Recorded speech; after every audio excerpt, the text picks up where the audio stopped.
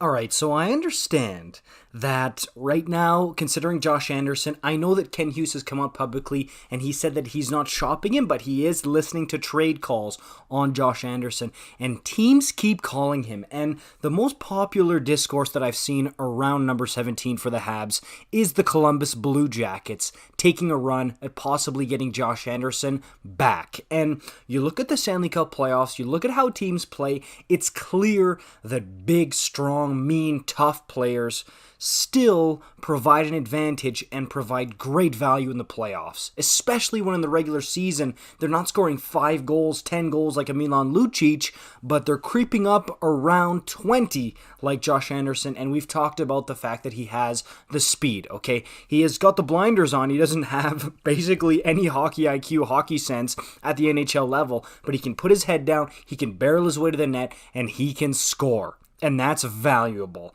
But what I'm seeing, and this is an article on thehockeywriters.com, the Toronto Maple Leafs, and immediately I know so many Habs fans collectively cringing and saying, no, please no. They would never do it. It's their number one rival. Look, I mean, gone are the days when teams would not trade guys. I mean, it still happens, I guess, but it's very rare where you see guys getting traded to the other conference or to another division so that teams won't have to deal with them or because it's a rival. If a team gives you the best offer, it doesn't matter. They're going to get traded to whoever gives the best offer to them. And Ken Hughes strikes me as a guy who doesn't really put much emotion into his decisions.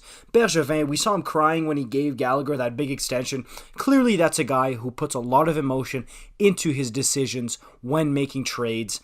It does not seem to be the case with Ken Hughes. Business, very, very, very business-like. He was an agent. So, hey, if the Leafs give a good offer for Josh Anderson, I can see Ken Hughes absolutely taking it. So, for me, I think this could be a possibility. And this article on thehockeywriters.com, it does give some good points. Like, the Leafs have some physicality, but do they have enough? Okay? And they say that in the Lightning series round 1, Leafs Lightning, they registered a total of 213 hits, an average of 30 per game. And you know who led the team in hits? Auston Matthews led the team in hits, okay? And you mix that with the fact that the Habs are listening to trade calls on Josh Anderson, and this is the most interesting part to me in the article. They ask if Josh Anderson can become the Maple Leafs' Tom Wilson, and I think that is a genius remark there. Because you look at Tom Wilson, he's a pest, he's physical, he fights, he hits, he sets the tone in a lot of ways for his team after Ovechkin.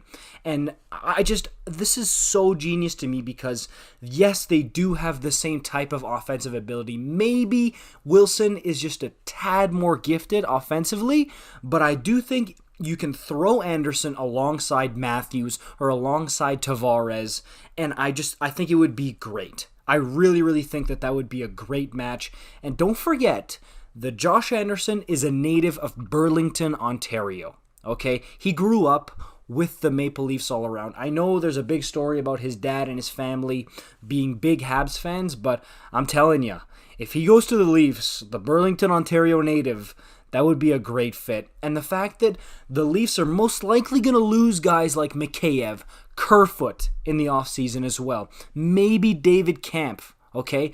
This is a guy where you could say, maybe Kyle Dubas looks at it and says, well, maybe if I swap out a Mikheyev who, God love him, he's a good player, but at the end of the day, he's kind of soft.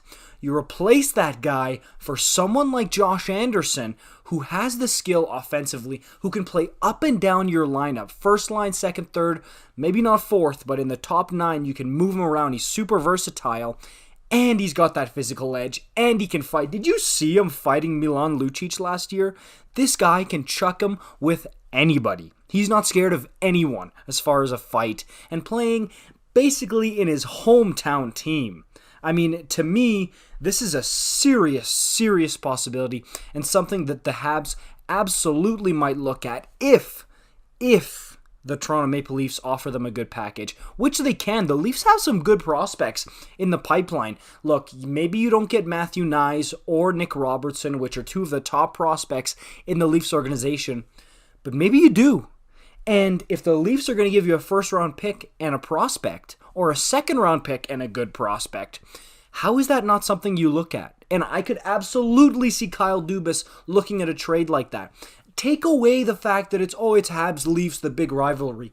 That does not matter. The NHL is a business, okay? And this is something that it can improve both businesses, that being the Toronto Maple Leafs and the Montreal Canadiens. So, to me, I mean, I'll be honest with you, I didn't really think about it until reading this article, but after seeing it, man, does this make a ton of sense. And Habs fans, try to take the emotion out of it as much as you can that it's the Leafs, and maybe if you love Anderson, look at it for what it is.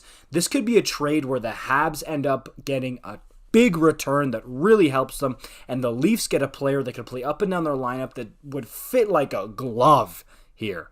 So, I know the cap space is a problem, and I know that the Leafs are up against it. They need to re-sign guys like Jack Campbell in net, and they need to find cap space, but I think they could do it. I really, really think that Kyle Dubas is the type of guy who would make it work for a guy like this. Let me know what you think. Comments down below.